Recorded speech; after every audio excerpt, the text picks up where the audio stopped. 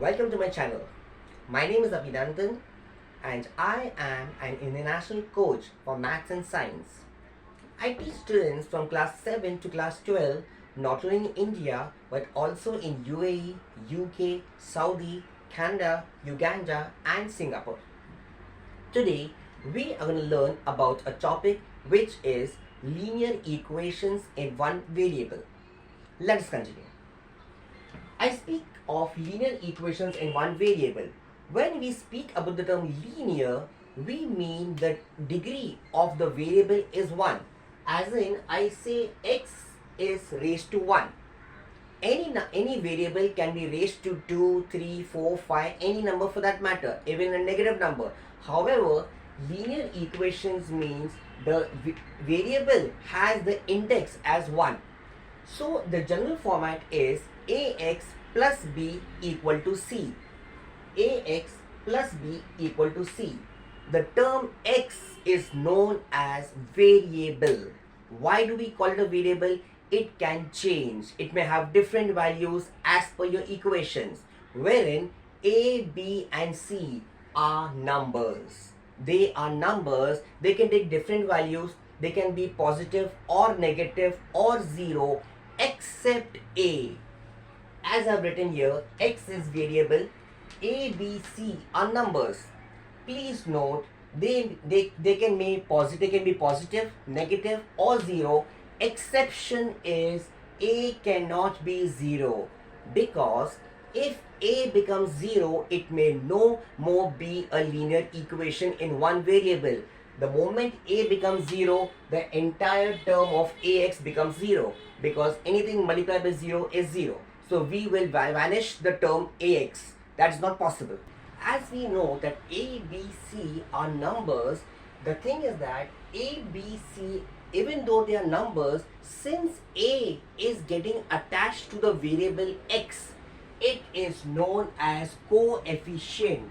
Please note, a is known as the coefficient, whereas b and c are pure numbers, which we can call them as constants. So as I say, a is a coefficient, not to forgotten that a is not equal to 0. A cannot be 0.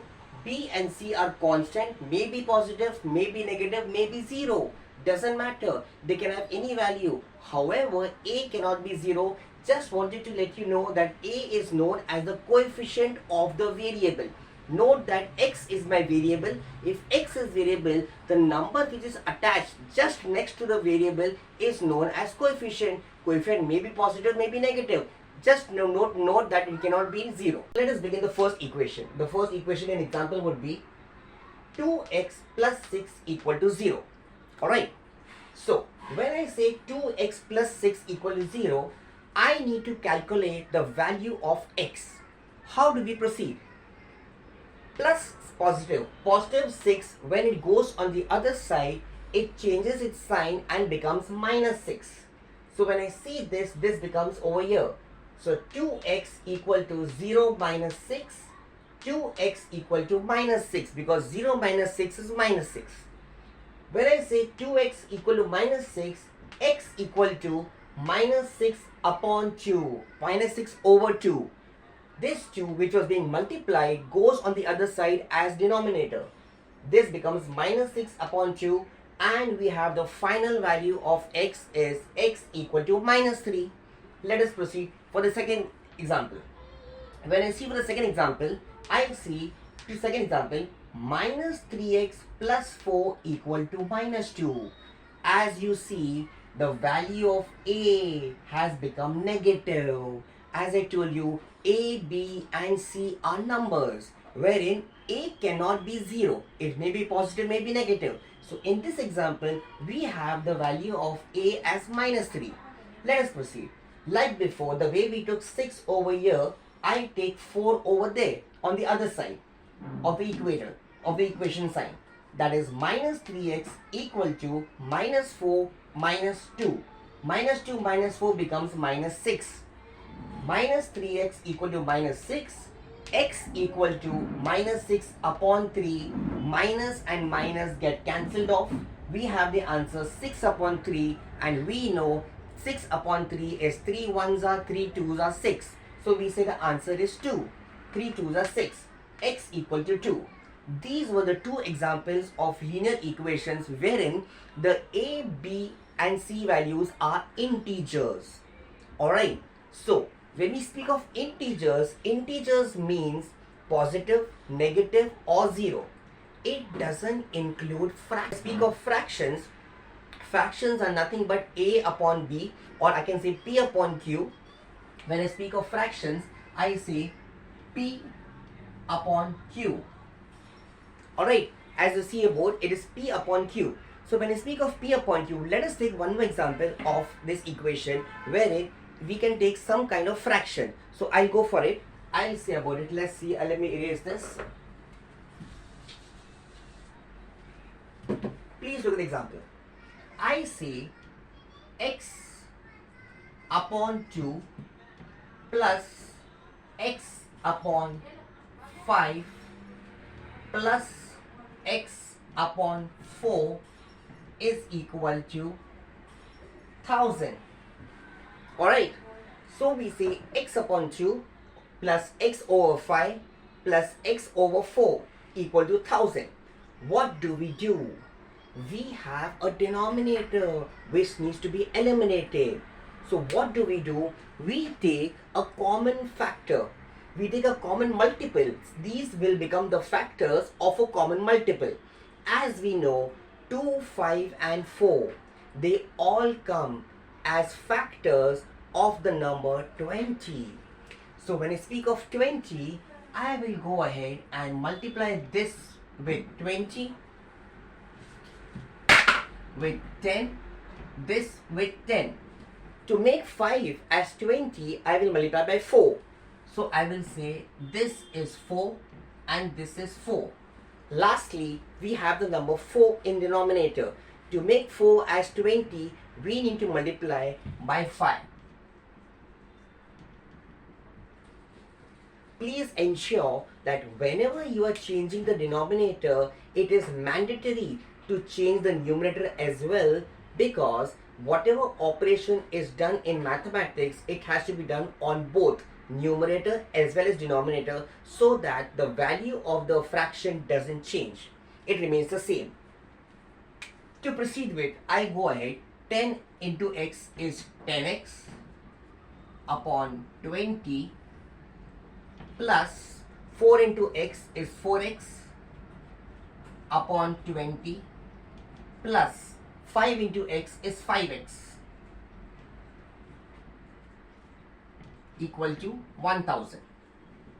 Alright, this is my equation. Here, as I see, the denominators have been equalized. Every denominator is 20, so I can go ahead and simply simply add the numerators. So I believe this is 10x plus 4x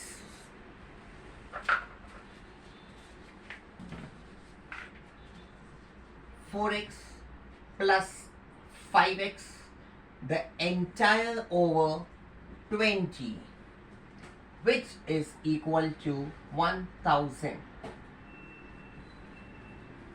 Am I clear? As simple as that. What will we do? Since these are simple equations, I will simply add them. That becomes 10 plus 4 is 14. 14 plus 5 is 19.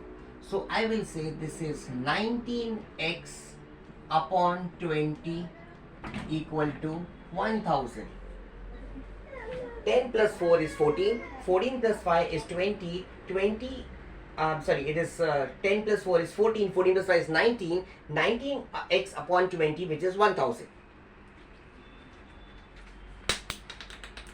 19x equal to 1000 into 20. As I see over here, the 20 which is over here, this goes over there and becomes multiplication. Alright, this is 12 multiplication. So when I see over here, this becomes x would be equal to 1000 into 20 upon 19. X would be equal to 20,000 upon 19.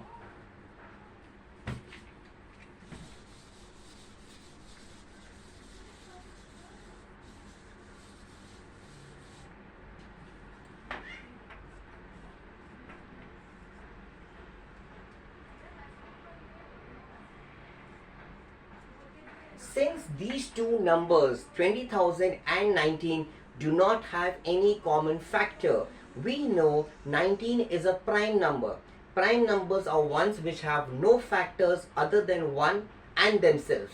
So as I see, 19 is a prime number. Doesn't matter, your final answer for the value of x is x equal to 20,000 upon 19. So this was the equation in the example for linear equation in one variable. Let us proceed for one more example. Let me see. 3x plus 2 equal to 5x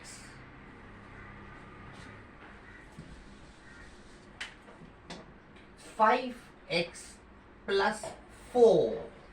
Look at this. We have an equation with two terms on both sides. On left hand side of the equation we have two terms, on the right hand side we have two terms. Let us compare them and let us take the common terms together. What do we see? 3x and 5x. They are similar because they are the terms having the variable x. So what do? Since this 5x is higher than 3x, it would be preferred to take this 3x over there, so that the value of x remains positive. Or else if you take 5x over there, this will become 3x minus 5x, which will become minus 2x. Even that would be okay. However, this is much easier. So what do I do over here? I take this over there and I take 4 over here. This would become negative. So I would say minus 4 plus 2 equals 5x minus 3x. Look at this. Find minus 4 plus 2 equal to 5x minus 3x. What do we do over here? 4 is a higher number which has a negative sign. So I will subtract the smaller from the bigger number. However, put the sign of the bigger number. That becomes minus 2 equals 5x minus 3x is 2x. With this, I say if it is minus 2 equal to 2x, this remains over here. That my 2 which was being multiplied over here, this would come down as a denominator below this, which becomes minus 2 upon 2, which is nothing but 2 ones and 2 ones, which is minus 1.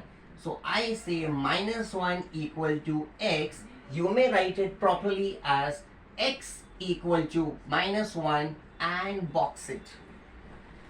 This is your answer. These are the way we solve the linear equations in one variable, which is x. So friends, as we have seen today, we have learned the linear equations in one variable.